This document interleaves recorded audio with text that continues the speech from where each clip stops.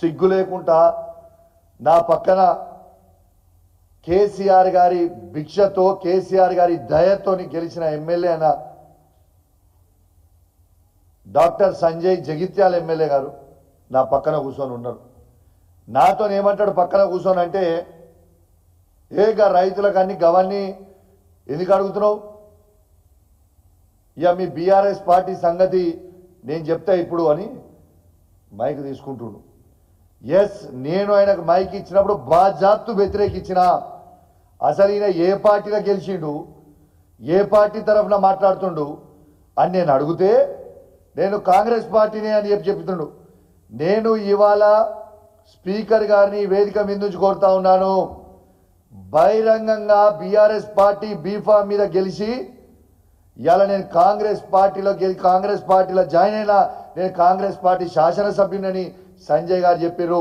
వెంటనే సంజయ్ని మీరు డిస్క్వాలిఫై చేయాల్సిన బాధ్యత స్పీకర్ గారి మీద ఉన్నది అని చెప్పి ఈ సందర్భంగా తెలియజేస్తా ఉన్నాను. మీరేదో సంజయ్ గారు మీరేదో తమాషాలు చేస్తామంటే ఇక్కడ చూసుకుంటూ ఊకునేటోడు ఎవడు లేడు. ఖచ్చితంగా బీఆర్ఎస్ పార్టీ బీఫామ్ మీద గెలిచిన వాళ్ళని అడుగున అడ్డుకుంటాం, అడుగున ప్రశ్నిస్తాం. ఇలా ప్రజల పక్షాన ఉండకుండా సిగ్గుశరం లేకుండా ఇలా సంజయ్ గారు పైసల కోసం అమ్ముడు పోయి ఇలా Congress party agenda BRS party B form మీద గెలిచి రేవంత్ రెడ్డి సంకల జొర్రి రేవంత్ రెడ్డి గారు చెప్పినట్టు మాట్లాడతానంటున్నాడు.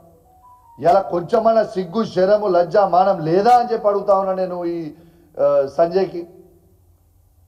ఇలా బాజాప్తు చెప్తున్నా, ఇలా కేసీఆర్ గారి ప్రభుత్వంలో ఇలా 1,00,000 కోట్ల రూపాయలు డైరెక్ట్గా రైతుకి క్రెడిట్ చేసిన ఏకైక ఈ భారతదేశంలో ఏకైక ముఖ్యమంత్రి ఆనాడు ఉండే ఈనాడు ఉండే కేసీఆర్ గారని చెప్పక తప్పదని చెప్పి సందర్భంగా తెలియజేస్తా ఉన్నాను. ఏ రాష్ట్రంలో 1,00,000 కోట్లు డైరెక్ట్గా రైతు అకౌంట్లోకి వేసిర్రా? ఆనాడు నేను ఒక్కటే ప్రశ్న అడుగుతా, సంజయ్ గారు కానీ రేవంత్ రెడ్డి గారు దీనికి జవాబు చెప్పండి. కేసీఆర్ గారు ఉన్నప్పుడు రైతు బంధు ఎట్లా పడుతుంది, ఇవాళ ఎట్లా పడదు? కేసీఆర్ గారు ఉన్నప్పుడు 24 గంటల ఫ్రీ కరెంట్ ఎట్లా వస్తుంది, ఇవాళ ఎట్లా రాదు? కేసీఆర్ గారు ఉన్నప్పుడు దినవారం తిరగక ముందే దురదృష్టవశాత్తు ఎవరైనా రైతు చనిపోతే రైతు బీమా ఆనాడు ఎట్లా పడుతుంది, ఈనాడు ఎట్లా పడదు? ఇవాళ నెలకి టంచనగా ఆనాడు కేసీఆర్ గారు ఉన్నప్పుడు టంచనగా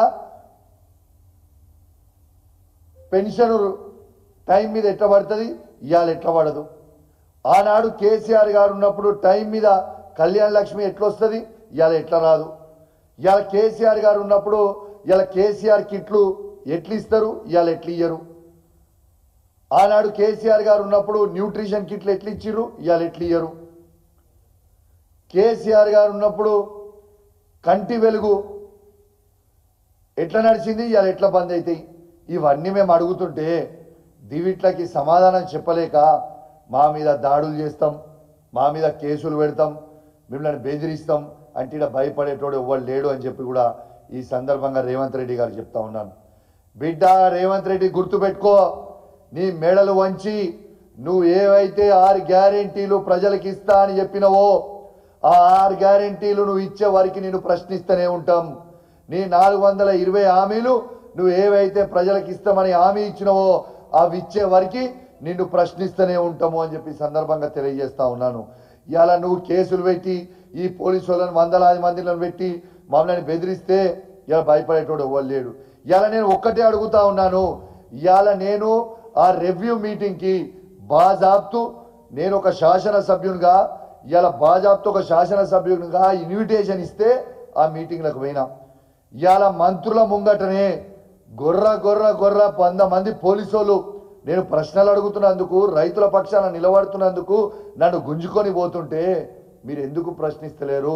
ఇది చేయడం మీరు తప్పు అని మంత్రులు ఎందుకు ఆపుతలేరు అని నేను అడుగుతా ఉన్నాను. బరాబర్ మేము అడుగుతాం, అడిగితే జవాబు చెప్పుర్రి. మీకు చాతన కాకపోతే మాకు చాతన అవుతలేదు, మేము తప్పు చేసినామని చెప్పుర్రి. అది చెప్పుడు మాత్రం చాతన అవుతలేదు, దానికి జవాబు చెప్పరు. వాళ్ళని గుంజుకొని పోయి పోలీస్ స్టేషన్లలో పెడతామంటారు, కేసులు పెడతామంటారు, లేకుంటే దాడులు చేస్తామంటారు. ఏం దాడులు చేస్తారు? ఎన్ని రోజులు దాడులు చేస్తారు? భయపడతామా దాడులు చేస్తే? మీరు ఖచ్చితంగా నేను చెప్తున్నా, పార్టీ మారిన ఎమ్మెల్యే సంజయ్ సిగ్గు శరము లజ్జ మానము అన్నం తింటుంటే ఇలా నీకు దమ్ముంటే రాజీనామా చేయి. నువ్వు రాజీనామా చేయి.